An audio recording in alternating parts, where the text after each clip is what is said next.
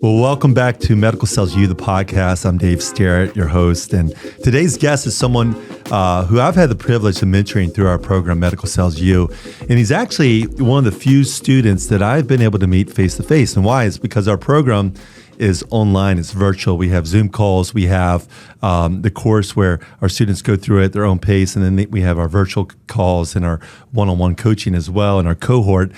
But Corey Stewart is someone who lives here in Columbus, Ohio. He's a graduate of the Ohio State University. Believe it or not, he was actually Brutus Buckeye, but he broke into our program. He's a new dad. He's a cardiovascular and health and a cardiovascular nurse, a specialist. He's worked in a lot of specialties as well, but he showed a lot of grit in this program, and he earned a job just recently, a great offer. Corey, great to have you on the podcast. Thanks, Dave. This is a pretty cool spot, and thanks for having me on. This is pretty cool. Well, the first time we met was about maybe 2 months ago. Yeah. We went and got barbecue together, and we met face to face. But I want us to go back to your story because you joined our program. First of all, just out of curiosity, how did you hear about the program MedicalSalesU, and take us back to the time that you first reached out to me? What did that look like? Yeah, so joining and figuring out MedicalSalesU and figuring out Dave was quite interesting because I was already kind of in the process of trying to switch over into medical sales. And then I think I saw a LinkedIn post saying something about, if you're struggling to get in, I was always thinking about getting a coach no matter what. And then something about your post just made sense for me. One of it was, you mentioned the faith-based part to it. I believe everything happens because of a higher being, and that being for me is God. But then the other part was you mentioned coachability, and then you being in Columbus really hit the nail on the head for me. And I was like, you know what? I think I'm going to invest in myself and go for this. And so I reached out to you on LinkedIn and said, hey, I see your post. I really appreciate it. Can we have a conversation about your program? So yes, well, thank you. And I think at the time you were leaning towards it. I asked you a little bit about your story at the time. You had a baby coming, and now you have a baby girl. Congratulations. Yeah, thank you. And we'll jump into that story too. But tell us a little bit. Can you tell us what happened? Did you land an offer? And just tell us about going through the program and where you are today. Yeah, so we started the program back of end of March, maybe early April.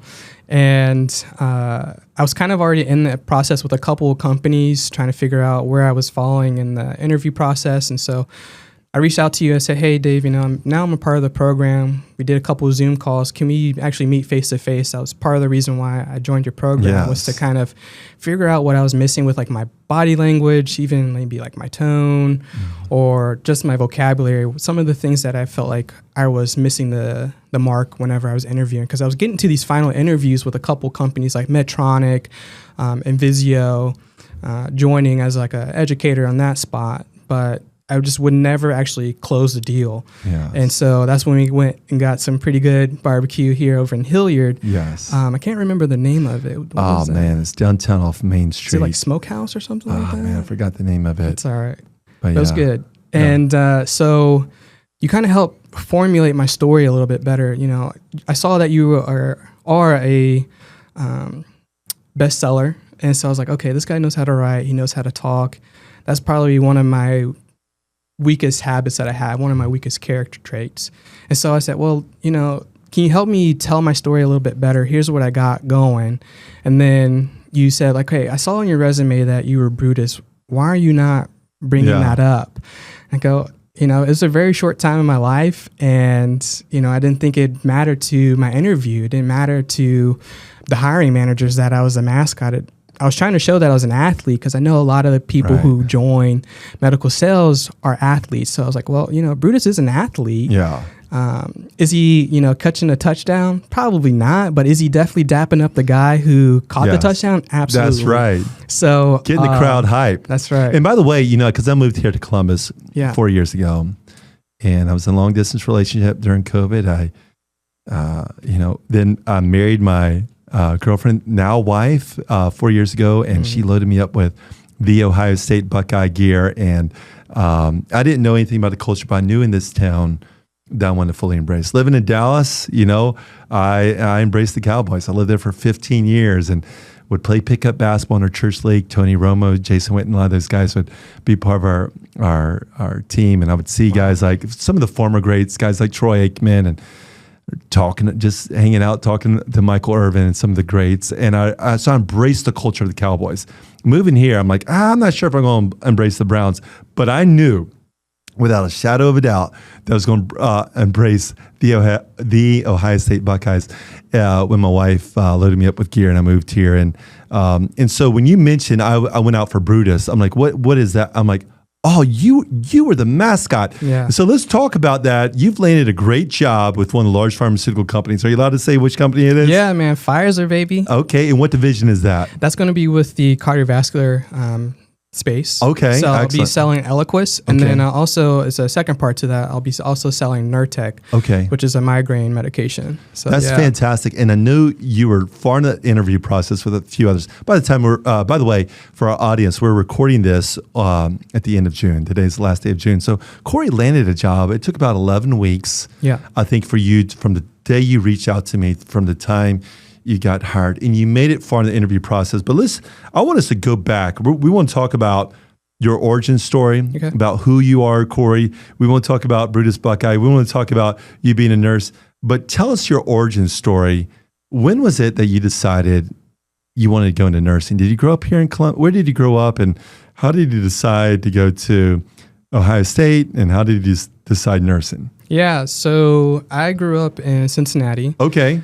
I was born and raised by a single mother, and healthcare was always in my blood. Mm-hmm. She had me at a very young age, and she was actually in dental hygiene school while she was pregnant with me. So from birth, from conception, I was in healthcare already. Okay. And growing up, I loved helping people. I love helping solve problems. Was your mom a dental hygienist? Yeah, she still is. So is my mom. My mom was too. She was a dental hygienist too. So then also too, like, the other part that was really cool about my mom is she worked on the weekends at a nursing home. Okay. So I kind of saw, I asked her, I said, Mom, like, why are you also working at a nursing home? She goes, I just don't like people being left alone, feeling alone, feel forgotten. Wow. And I said, okay, well, how can I help with that? And she goes, well, you can be a nurse. And I said, okay. She said, well, the other positive thing about being a nurse is you're always going to have a job. Yes. So there's that. And then I said, okay, well, I love dabbling in a bunch of different things. She said, well, it's also really flexible. I go, what do you mean by that? She goes, well, let's say you don't like working at a nursing home, or you want to work in a hospital, or you want to work in surgery, or if you want to work at somebody's house, or if you like a certain disease state, you can switch it up as often as you want or stay there as long as you want. I said, okay, I think I might try this. Yeah. So once I started to apply to colleges, I always knew in order to become a nurse, you got to go to college. Right. You can't just show up, knock on somebody's door. Hey, my name's Corey. Exactly. I'm a high school student. I'm going to be your nurse today. Like, they're like, get out of here. Right. So I did some research. I was between two schools. It was UC, which is obviously a pretty good school, and then Ohio State. Yes. So I compared the two, actually. UC at that time were struggling with their NCLEX passing rates, and Ohio State was actually the number one nursing school in the state. Wow. So I said, well, I probably should go to the number one school at that time. And so applied. I actually got a full ride scholarship with the moral scholarship. Really? There. Yeah. Congratulations. Yeah. So it was really cool about that scholarship is geared towards minorities, so being biracial kind of comes with its own challenges, but also too, you can kind of be a chameleon. And the moral scholarship gave me that opportunity to, explore a big city like Columbus, but then also to take on the passion of trying to become a nurse. That's amazing. Yeah. And so it was a full ride. Now, what did you did you have to write a paper? Did you have to to get into the scholarship? Do you remember what it was? Yeah, it was actually 3 essays. Okay. Yeah, and then after that, it was just telling who you are. Wow. What do you want? Why are you studying what you're studying? And then why Ohio State? Okay. Anytime you come to Ohio State, people want to know why you want to come to the best. Yeah. So that's exactly. IO, baby, let's go. Let's go. Yeah, all of our Michigan students are going to drop off right now. No, I'm just saying. Okay, so you went there, you got into the nursing program, and tell us how that went. Yeah. And then tell us how your whole story, you start studying, right? But now you have this idea, this opportunity to become the Mascot. Sure. Right. Tell us about the whole, how did all that work? Yeah. So when you go into nursing at Ohio State, your first year is about prerequisites. Yes. So your chemistries, your anatomies, your biologies, and then kind of like your English classes, your math classes, kind of the generic freshman year stuff. Yes. And then actually during the orientation, the first day there, my first hour at Ohio State, they told me to look to your left, look to your right. 1 out of 3 of you, somebody who it's either the left person or the right person is getting into the program. And I was like, well, that's not going to be me. Like I'm getting in. Yes. And then my mom shook her head. She's like, yeah, you're definitely getting it. And so I was like, I know I'm a guy, I'm biracial. I got a couple legs up on these people already. Because it's such a female dominant atmosphere or industry. And so I said, well, they need a little testosterone, so they should maybe lower the bar a little bit. They're going to go for Corey Stewart instead, right? That's right. So I said, I'm going to bring my A game. And then I found out about becoming Brutus during my freshman year. And that's becoming the Mascot. That's right. Brutus is the name of the Mascot who cheering on 100,000 people. Okay. He's one getting the football stadium, the shoe hype. Okay. Yeah. So, I always wanted to be in the environment. I always wanted to be part of the action. I'm come off very calm. Yes. I'm a very calm guy. But when you put on the head of Brutus, I just turned into this different animal. I turned into this guy who has a ton of energy, bouncing off the walls, trying to figure out a way to make people laugh, trying to figure out a way to include people with whatever it was, like trying to find that person that was standing on the wall during a dance party and bringing them in and getting going. Yeah. The dance floor is open. That's what I was doing. My wife and I, she's 6 months pregnant.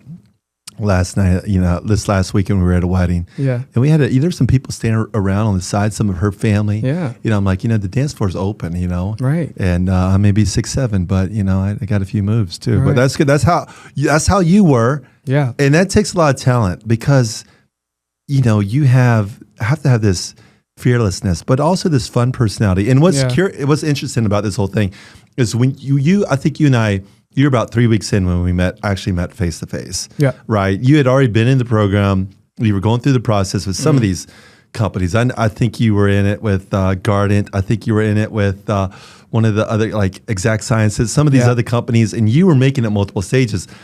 And you were very calm in your, to me, you have this calm demeanor. And then you mentioned to me, well, then I went out to be Brutus. I'm like, wait, you were you were Brutus Buckeye. You need to, if you're selling in Ohio, you need to bring that as part of your story, right? Because you're going to connect with people. And I'm like, that whole energy, because people will say, well, you don't have the sales experience. Well, you're selling if you're a Mascot. You're persuading people. So, and I think you started bringing that out more in your story. Yeah. But what was that like, the whole process doing that studying? I think there were some ups and downs during that whole time as well. Yeah. So becoming Brutus, there's a 3-part process to that. You have 2 parts of it are in costume. So you got the whole headgear, the cool, awesome Brutus rubby shirt at that time. Really warm, by the way. But this Brutus that is hot. Brutus does have a pro. That's got to be hot. Yeah, Brutus pro side on the costume side. Which shout out to the Ohio State marketing department. Man, especially those September games. Oh my gosh! But now they kind of switched it up. Okay. Shout out to Nike once again too, coming out with the dry fit for Brutus. Help out, nice. Cool us off a little bit. Yeah, get that Nike. Nike, you can sponsor us at MedicalSalesU if you want to. That's right. So you interview actually, it was almost kind of similar to like a medical sales interview. Tell us who you are, why you want to become Brutus, why Ohio State, what kind of characteristics are you going to be bringing to Brutus that aren't already a part of Brutus? And I said, oh, okay, that's a really great question. As I said, Brutus is kind of a little bit of everybody. He wants to make people smile. He wants to make people laugh. I said, but also the other part is I bring a different side of Brutus, which is that calm part. And so they like, okay, yeah, I feel that from you. And so actually a lot of the time when I finally became Brutus, they would send me to these really calm events, such as like going to Nationwide or going to... Now, by the way, Nationwide is the Children's Hospital. The Children's Hospital, okay. So Nationwide's the Children's Hospital. And you went and you're the Mascot and you were able to bring joy and happiness to a lot of kids. Yeah. So Brutus, when you're calm, but you also too, like you said, you got to bring some laughter into there as well. Yeah. Especially when you're going to see these kids who are getting chemo treatments or dialysis, you want to give them a moment to forget that they're at a hospital. And so that was one of the things I'm like, man, I really need to keep going for this nursing thing to understand, like, you know, if I can give people the hope to continue to go forward with their treatment, but also help them take a step back and understand, you know, you're still human. You just, this is just a brief moment in life.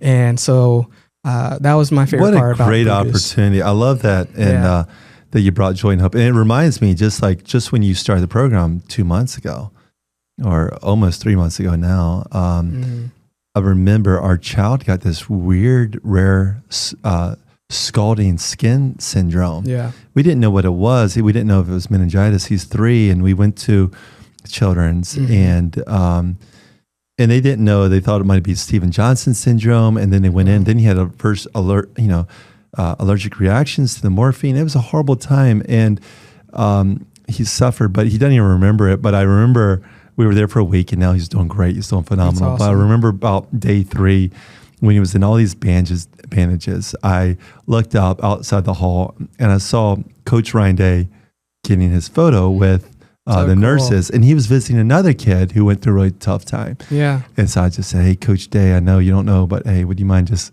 saying hi to my boy here? He's going to be your quarterback someday. There you go. You know, and so he was kind of walk on down. But I just say the university and even the football team and the athletes, of course, not just football, but across the board, does a great job of reaching out, bringing hope to the kids and who are in horrible situations, but you can be light. So you were Brutus Buckeye, and let's move on to your story. How you eventually became a nurse. Yeah. So, like I said, Ohio State is a pretty competitive school. Yes. At that time, it was the #1 nursing school, especially in Ohio. I think it was like probably the top 10 of nursing schools in the country. Yes. So a highly sought after program for anybody that wants to become a nurse. But when you become Brutus, it takes a lot of time. You know, you're probably the maybe top 5 face of the university at that time, behind the head coach or the quarterback or our running back. Our head coach at that time was, Urban Meyer. Shout out Urban Meyer, bringing back a natty for us.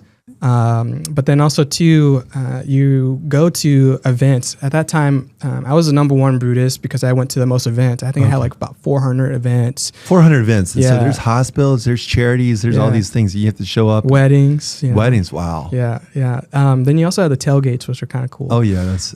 But yeah, so when you become a D1 athlete or an athlete or a mascot, it takes a lot of time. And for me, my time was spent doing those events and putting my effort into others, because that's what I've always done. That's what a nurse is, somebody that's always putting their effort for somebody else. And as a result, my grades kind of suffered. There's no line about it. It is what it is. Brutus was having a little too much fun. It is what it is. Brutus was having a little too much. But I started selling jewelry once I graduated from Ohio State. So you still graduated. You weren't in a nursing program, or you're like, I'm still going to be Brutus. I'm going to press in, get another major. What was your major in that you so I switched over to biology. So still and that's still rigorous. Yeah. I mean, that's still extraordinarily rigorous. And I even tell like people wanting to be pharma reps, I'm like, if you can be a business major, but get a minor if you can in biology. I mean, that gives you an up. Sure. So you still graduate with your biology degree. Right. Yep. So then I graduated biology. Then I switched over into love. So I started selling some diamonds, which was really cool. So you got that sales experience, and we brought that into your resume too, because they were like, you don't have. I did have sales experience. You sold diamonds, right? And it was retail. Retail sales. You know what? And I put down my, because I kind of hid from that too when I first was trying to go on. But when I was in graduate, I went to seminary and I sold Lazy Boy furniture. I sold some recliners. Okay. I put that on my resume. Yeah. And my first job in medical device sales. And I'm like, heck yeah, I'm going to put, it may be retail, but I sold some, I was good at selling those recliners, and so I put that, and I put some numbers and statistics, how I was ranked in the top 10. And So I think it's great. So you started selling jewelry. How long did you do that for? I did that for 6 years because I did it while I was in nursing school. And then too. you went back to nursing school. Now, where Right. did you went to? So I went to Hondros College of Nursing from an LPN. Okay. So then I went over to COTC, which is Central Ohio Technical College. Okay. In Newark. So I got my associates there. Okay. This is all while selling jewelry too. Wow. Yeah. So, and then I got my first nursing job in the cardiovascular ICU here at Mount Carmel St. Mount Carmel. Wow. That's right. And then what was that like? Your first nursing job? Nerve wracking. Yeah. Nerve wracking. Absolutely. What was the most nerve wracking thing about it? So when you work in the cardiovascular ICU, you're handling people or keeping people alive who are coming out of open heart surgery. Mm-hmm. So coronary artery bypass grafts. So people who you may hear like triple bypass. I had triple bypass or quadruple bypass.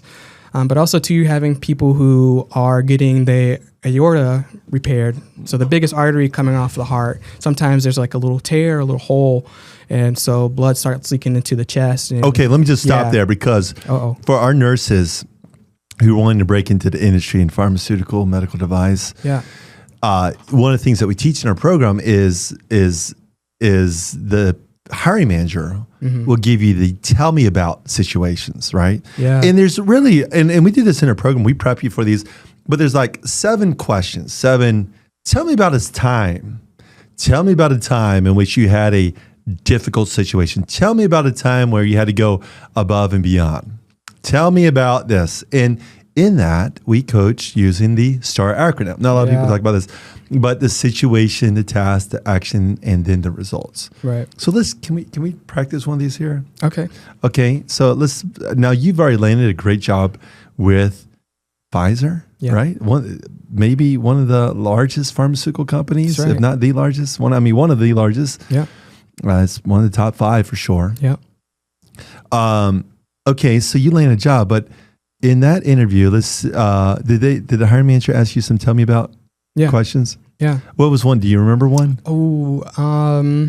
One day, So Pfizer has these 4 core principles. Okay. So they like to use their principles in those kind of questions. Do you know what those 4 principles are? Yeah. Put you on the spot. And by the way, this is Corey hasn't started yet. Okay, he hasn't started with Pfizer, so this is late June. Even though we're going to put this out in the fall, but do you remember what it is? Yeah. So it's excellence is one. Okay. Equity is another one. Joy. Okay. And courage. All right, those are good ones. Yeah. So tell me about a time that was very difficult. Yeah. In your job, in which you had to implement courage. Okay. So a time where that was a challenge. Okay. And you said courage, right? Yeah, and you had to implement courage. Okay, yeah. So when you work in the cardiovascular ICU, there's lots of up and downs within that unit. So for my situation, I had a person who was coming out of the OR who had bleeding issues.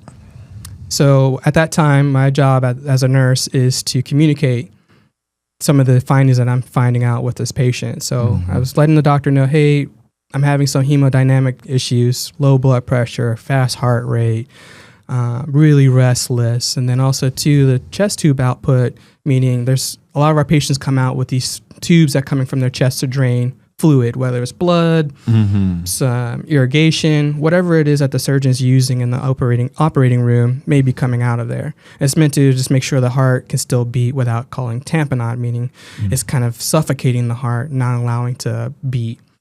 For this person, their chest tube output was increasing every hour. And a lot of times that's one of the big things that cardiothoracic surgeons are paying attention to is how much chest tube output has been the last 15, the last 30, the last hour, whatever number you want to come up with, they want to know those. So I kind of calmed myself down and said, okay, we're going to have some issues here. I'm probably going to need to get ready for some blood. So I started to let the doctors know and let my other teammates know, say, hey, like I'm going to need some extra hands here to help me out. They go, why? I said, I'm starting to notice low blood pressure, fast heart rate, and a lot of blood coming out of the chest tubes. So some of the actions I started to take Here's the A part, right? Yeah, we're at the A. Okay. So we talked about the situation, the task you were given. Right. Now here's the A. So A, my action was, okay, I got all my other numbers together, because when you're talking to doctors, they want all the facts quickly, especially when it's an emergency. Yes. And you got to give it off as a calm manner. So you collect yourself, take a step back, have all your numbers on a piece of paper saying, hey, chest tube output was X, Y, and Z. Heart rate is X, Y, and Z. Blood pressure is 123 over 123. What actions do you want me to continue on? Here's some suggestions that I have for you. I think we should probably get some blood ready, and I would like to run some labs. They either agree or disagree, or they give you some more feedback or more answers. And the surgeon at that time, here's the courage part of my action was, yes, he gave me some feedback and said, don't do anything. And so the courage, when you're talking to a thoracic surgeon, they're highly specialized, yes, highly educated individuals. You have to respect that. At that time, he told me not to do anything because this is all normal. And I said, okay, I'm sorry, but I'm disagreeing. And here's the reason why I'm disagreeing of not doing anything. I have concerns. Whenever you throw out the word concerns, it causes doctors to pause and re-listen to what you have to explain to them. And at that time, when you tell them, say, hey, doctor, I'm concerned about not doing anything for this patient because I was making great progress, and now all of a sudden things are going backwards. Can you take a few minutes after we get off the call to think about what you want to do before we just not do anything? And he goes, okay, I'll call you back in 5 minutes. So I'm still planning around. Doctor calls me back. Okay, Corey. Yeah, I think let's give this guy a unit of blood. And then also let's give him a bolus of fluid in the meantime while the blood's getting ready, because I don't want this person to go back into the operating room. I said, okay, that sounds great. I appreciate. You always got to thank a doctor once you get some kind of clarification. Say, hey, doctor, thanks for calling me back. I appreciate it. I'll call you later with new findings after those are done. As a result of that, here's the R, right? Yeah, this is the continuing R. of the R, right? The result of that is that I built trust with that physician because I kind of challenged him in a polite way. Yes. But also, too, it built a rapport for the physician and I, because I was new as a travel nurse. You are new to them. Thoracic surgeons are very stranger danger kind of people. Right. Because they don't know who you are. You're a travel nurse at this time. Yeah. No, where was this? You remember? This is actually here in Mount Carmel East now. Okay. So, yeah. All right. Kind of stranger danger, we got to learn this guy's skill set. So, it's like, okay, yeah, that makes sense. I appreciate you calling me out on that. And then the next day, the patient was able to get the breathing tube out, get him up, walking, doing great, got sent home 4 days later. That's great. Look at those results. There you go. Got the patient, walking the next day, out of the hospital 4 days later. That's right. I love that. That's a great, and by the way, that's the type of thing nurses are often wanting to make this jump from the clinical to this. And Corey, you've come a tremendous way, in the interview process and doing really well. Of course, I would probably coach you even now. Just say, okay, we're going to shorten that up a little bit. We're going to, please. I probably would. But you've done a phenomenal job, and you've come such a far way. And here's the truth. It's a process. I tell all of our students, and myself included, we're getting better at these. That's a fascinating story. Yeah. And you can still get the job and maybe not be 100% perfect. Right. But the more you do of these STAR acronyms, that is situation, task, action steps, and then the R, the results. And you had a beautiful story in which you challenged it. So you took the STAR and then you tied it into the branding of what Pfizer wanted. Pfizer wanted you, they asked you a question and it had to do what was with courage. Courage, right. Right? So they had these convictions. And I always say tailor-made to whatever job you're, our guest a few weeks ago, she was with ASI. And way back, she's a nurse too, Katina, and she's part of the Oncology Nurses Society here in Columbus. And I remember prepping for that. And they had this whole emphasis on Florence Nightingale. Yeah. And I remember kind of weaving that into, like, I even quoted her into my story and brought it in. But you've done a phenomenal job. And so you got into you became a nurse. Yeah. What made you start thinking, I want to go into either medical device or pharmaceutical sales? How did that journey? When did you start thinking about that? So while I was in nursing school, I was working as an anesthesia tech. Okay. So that's where you are supporting anesthesiologists and then the rest of the nursing staff or the surgeons in the operating room. And a lot of times I would see these guys hanging out in the corner, kind of giving hands-on experience to the surgeon doing the operation, Mm-hmm. the total hips or doing some navigation during brain surgery, which was mind-blowing. But then also too, they would come into the open heart area too when they were trialing a new product to see if it made sense for a clip or an ablation, a maze procedure where they kind of help prevent AFib from coming back during the surgery. About 1 out of 4, 1 out of 3. You can argue with your mama about the stat on that, but every surgeon says a different number, and there's different studies showing that even no matter what open heart surgery, a person goes into this rhythm. So just a little clarification. Yeah. I don't want anybody calling me out, Dave. Yeah, so that's that. so yeah, I saw these guys and I said, man, like they're pretty involved with what's going on and they are really knowledgeable about that specific product. I remember hearing a quote is you can be a master of none or an expert of one thing. And I said, I want to be that expert. I want to be called on when something's not going well. Yes. And then he'd say, hey, call Corey because of this one thing. He knows what to do or knows how to guide me in a different direction or something like that. So that's one reason. And then it's kind of interesting, when you become a father or learn that your wife is pregnant, a lot of things change for you. A lot of your perspective on traveling, your perspective on how much money you need changes as well. Yeah. And nurses can make money, don't get me wrong. Yeah, I can continue to do the travel gig. Yeah. But bringing my baby around, 7 different states every 3 to 6 months, 9 months, that's a lot. That's a lot to ask from my wife, who's a teacher. And that was one of the things she wanted to figure out. She was going to become a teacher again and continue with that. And so I said, well, how else can I make some more dough and still help people? And she's like, well, I remember you talking about something about a rep or something like that. I said, yeah, all right, let me look into that. So I started to research a little bit about sales and it made sense. And you started the interview process before me. Do you remember how many did you interview with a couple companies? I think I had about 4 interviews. Okay. So I had one with B. Braun with the congenital heart team. Yes. Which was really cool learning about those products. I still follow them and pay attention to some of that stuff. The ONO device is really unique. And then I had an interview with Medtronic with the InterStim. Okay. I'm still, contact with Jason Flowers. Shout out to Jason Flowers. He helped me out get connected with another team of people. And then I also interviewed with Enzio, the nurse educator, doing like sub-Q needles. That was okay. And then it's like, by the way, the clinical educator roles are not sales roles, but they are more providing the education, and there's a lot of collaboration between the sales reps. But that's another position for those listening. That's a great position to consider for someone who are wanting to make the jump into medical device or pharmaceutical.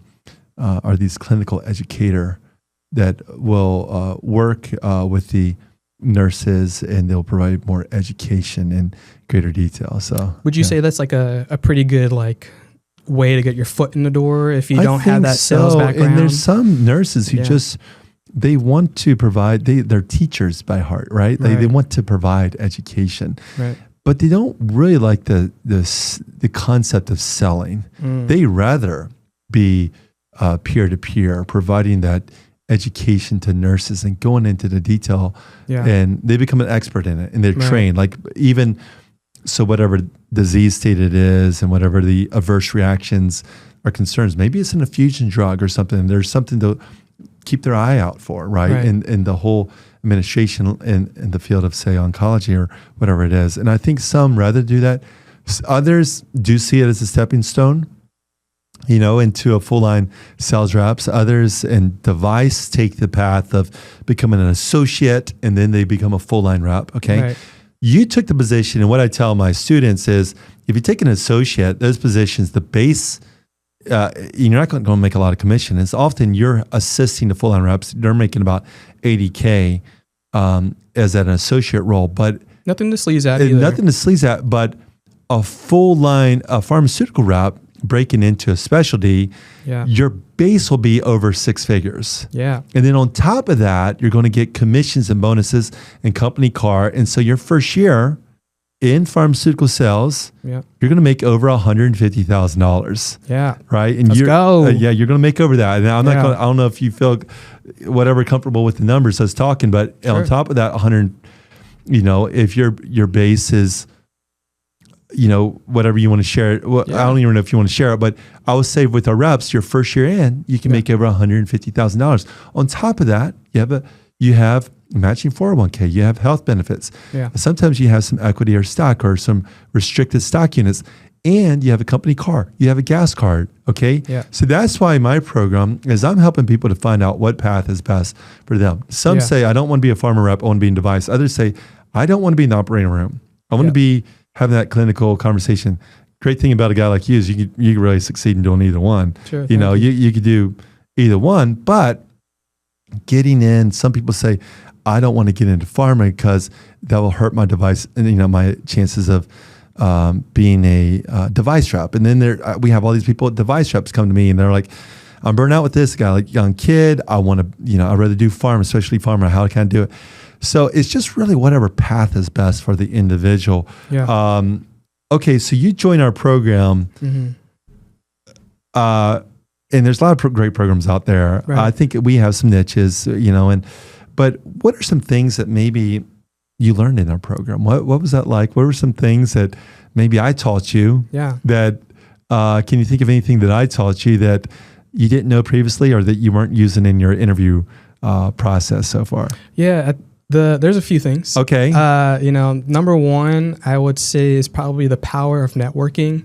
That was something I did not do prior to joining your program. I was just cold applying and praying to the gods, my God, the device gods, the sales gods, please just give me the interview. I think I applied maybe like 45 jobs, and 45 to 1, I was getting kind of like an interview at a time. And so that kind of helped out with that. So, and I'll just bring clarity in that is what we teach is in our program is the quality of your applications rather than the quantity. Right. And sometimes it's so interesting. We have people who come to us and just in life, not just even pharma or medical device sales, and they want to impress that one person, the hiring manager. Yeah. What they don't realize is it's very important that you win over the other people you'll be working with. Right. This is so true in sales. Like if you are trying to just bypass and you're not winning over the other sales reps. So we teach in our program to network in LinkedIn, add sales specialists who have the same exact title that you have, add them, close on a phone call, and if possible, close in an in-person meeting. And also there might be some other people you're collaborating with who have different positions. Right. Say you're a sales specialist, but you'll be collaborating with a key account manager or a medical science liaison or a clinical educator. Yeah. You want to reach out to them as well and win them over. So when the hiring manager is considering you, there's already these other people going to bat for you. Right. And here's the truth in sales is that if you're just trying to do things to win over your hiring manager, you'll fail in this business. I'll tell this to all the people trying to. I see it. I see it really clearly with some people even in our program. They're just trying to get the job. They're trying to get the hiring manager, but they're not winning over their peers. One thing that stood out in the program here in Corey is your availability to other students in our program.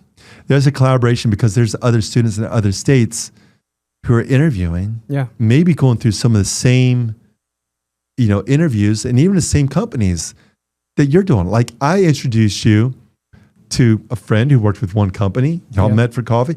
But guess what? There's other people in other states who were interviewing as well. And you reached out and you helped them. Now, you didn't even get the job at that company, right? You came to the final 2 people and that's their loss, right? Their job's still open. Their job is still open. And I even saw the hiring manager post this and I made a comment on his post. I said, we got some great students at MedicalSalesU. But, it was interesting. And that was a weird situation. That was one of the few hiring managers of that company who kind of rebuked you for saying, what are you doing reaching out to all these reps? Yeah. You remember that? Yeah, I do. Yeah. Well, I haven't forgotten it. Yeah. There are some And let me just say this, that in this whole business, hiring managers are people. They're not perfect. Right. And some of them have their own insecurities. Like they're not, like some of them are really bad at hiring and they're not decisive. And what they have to do is what they're really good at doing is whatever they're told to do in protocol. So if they're given an expectation, they're going to go through that. And so they're going to bring in all these other people. But what if that hiring manager is not meeting their numbers? Yeah. And you're reaching out to all these other people. Sometimes there's some insecurity there. And I encourage you, I said, don't take it personally. Yeah. You're doing the right thing. There are other companies out there. Like we got a couple guys right now interviewing with Stryker. Some of these device companies, they encourage this whole, you reach out to other, because that's selling, that's networking. But every now and then you'll get a company in diagnostics or pharma who will be like, well, why are you reaching out to all these people? But I will say that's rare.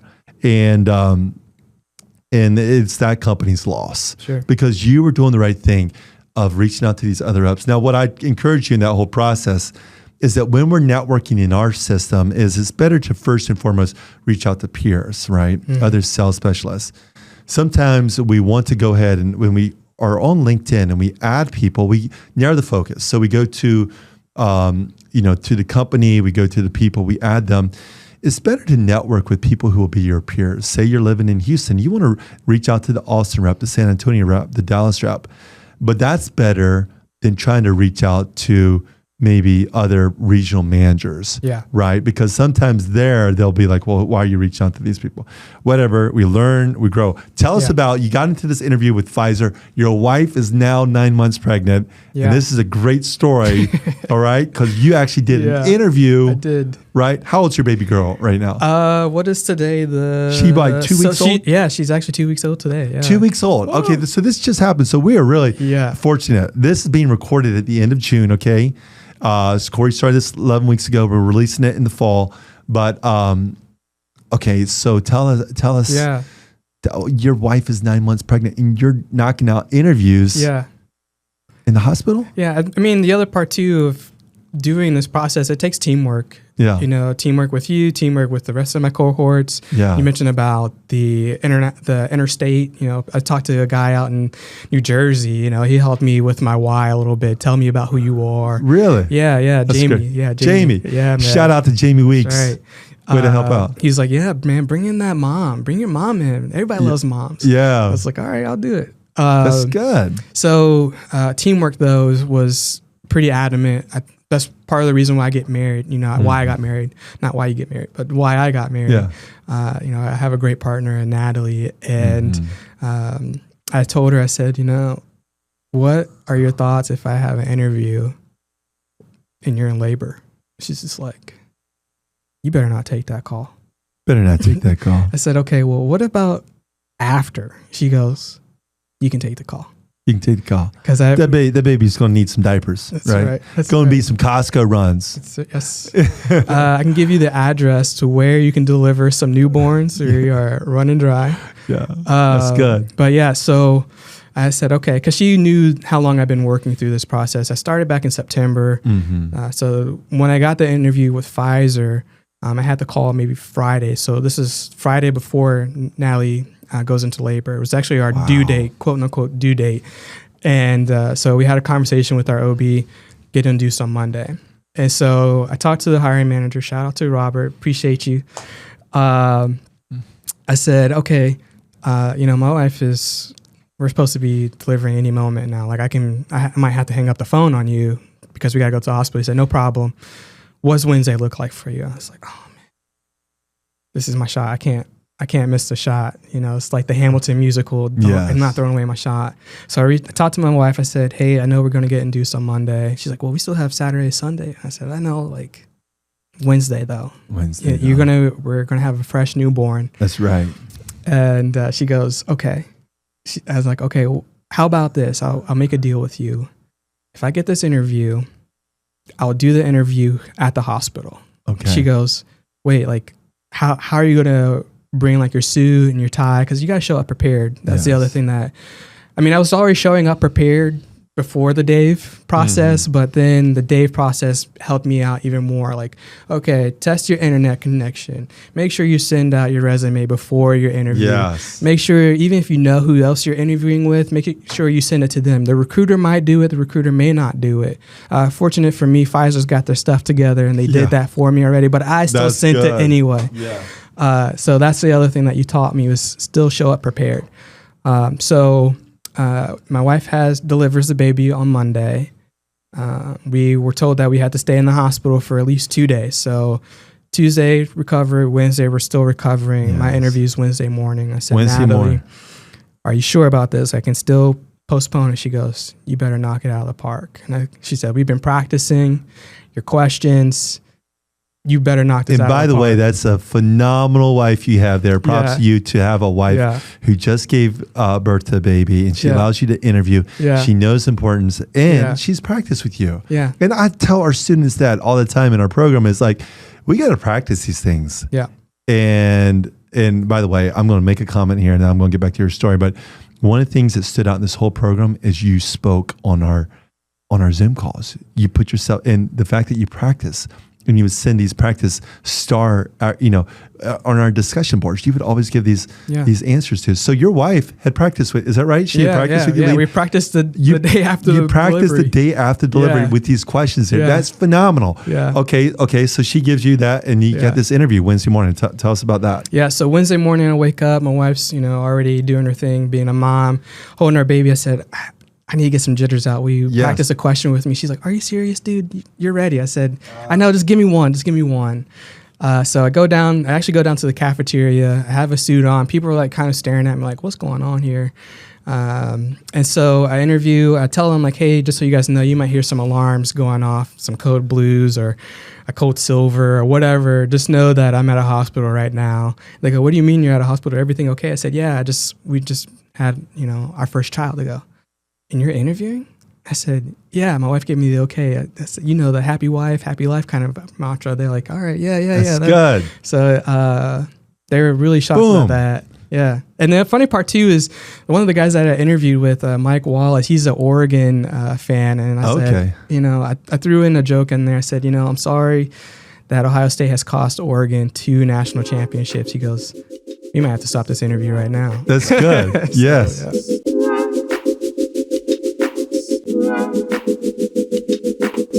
So it was a great interview. That shows some confidence, Man. Yeah. So it was fun. Did you ask? Okay, how did you close on them? Yeah, so they actually closed me. They said, when is the next part? When can you be free for your actual complete final? We want to make sure that you're okay with this. And I said, what do you mean? They go, how are you not excited? We just told you we're moving you on. I go, well, you got to remember, man, my background is a cardio ICU nurse. It takes a lot for me to get amped up, and I know the job's not done just yet. I haven't actually gotten the job. I don't have the offer in front of me. They go, okay, I like that. I like that answer. And so they said, how about Monday? I said, okay. So Monday is when I'm going to sign my offer. They go, how do you know that? I go, well, you're telling me already, and I'm just want to confirm that and close this deal now. They go, because you guys are already closing me, so I'm going to reclose you. They go, okay, yeah, that's cool. That works. That's good. So that's what happened on Monday. So Monday, was it an interview or did they just give you the job offer? So Monday was an interview with the regional. Okay. And he was kind of like a who you are kind of ordeal. Make sure that you understand what you're getting yourself into. So this would be your manager's manager. Yeah. Okay. Yeah. And that's true. What this whole process we're talking about, this is not like secretive to Pfizer. This is true across the board, right? Yeah. Is that sometimes there's the hiring manager who makes the decision, and you get really close to that, and they have another formality interview. Now you have to sometimes bomb it in order not to get the job. But you did well in this interview. Yeah. How did that interview end? When did you know that you were going to get the offer? Overall, continuing throughout that interview, he kept telling me, "I'm not your hiring manager. I'm not your hiring manager. I'm not going to be even firing you if you suck." I was like, okay, wow. Yeah. That kind of like slapped me in the face. Yes. And I said, okay, well, hopefully with the benefit of hiring a nurse, that shouldn't occur for you. Mm-hmm. And I said, well, when should I find out about if I got this job. He said, give it 24 to 48 hours. We'll let you know. Most of the time, he said, if Robert believes in you this much, you pretty much have the job. And I still continued reaching out to other reps within Pfizer, saying like, hey, like, can you coach me through this?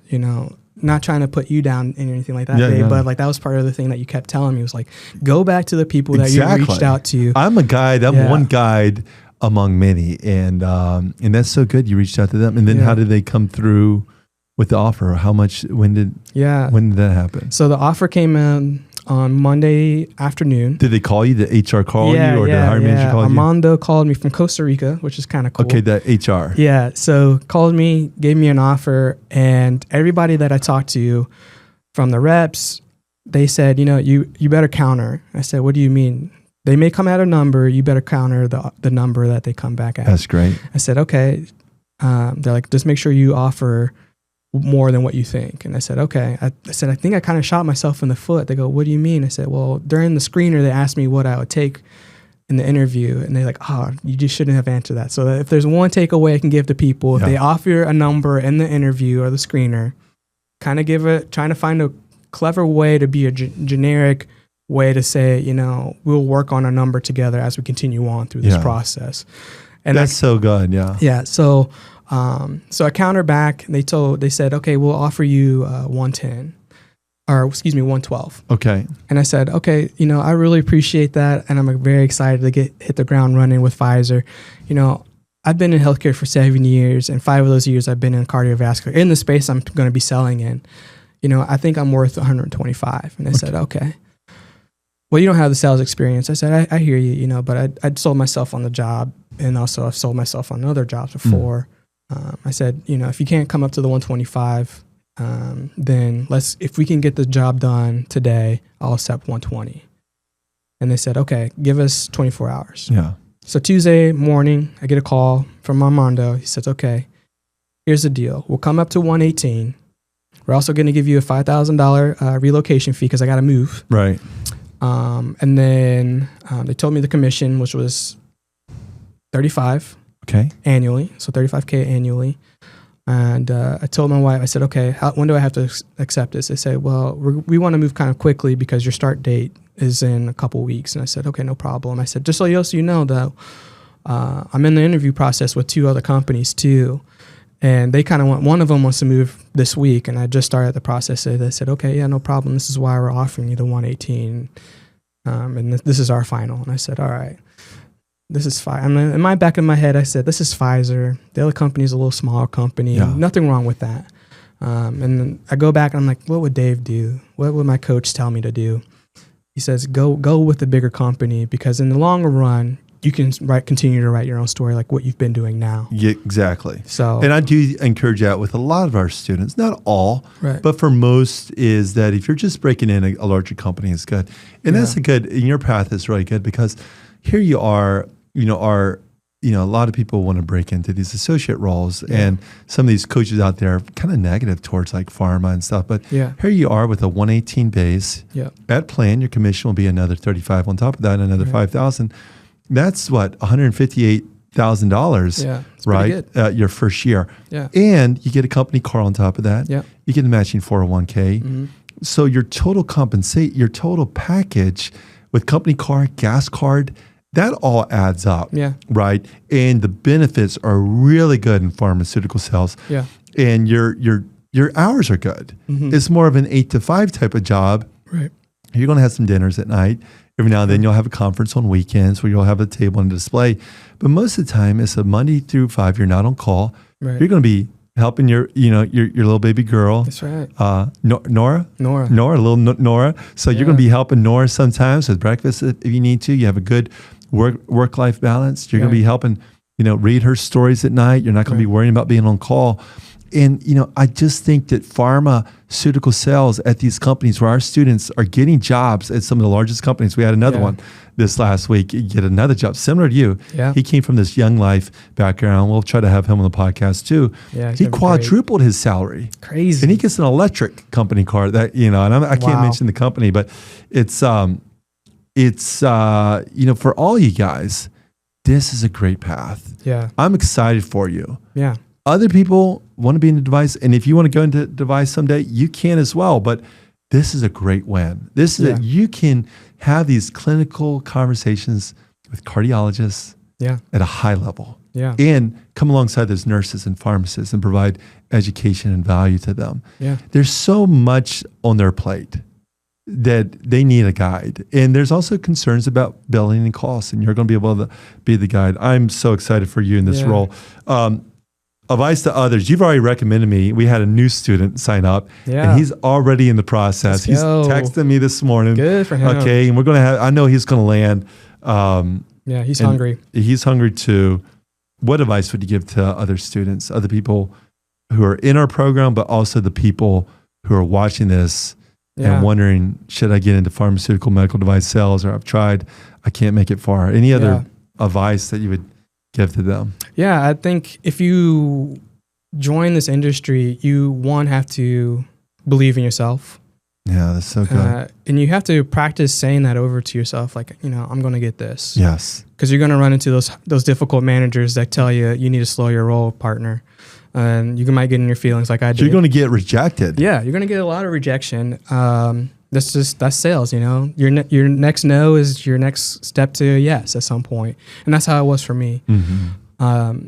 You got to invest in yourself.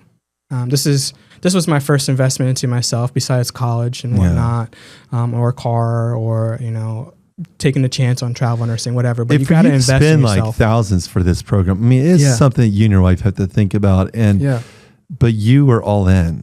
Yeah. And the thing is like, you got rejected and you knew you persevered. It wasn't easy. And I think here's another thing I would say.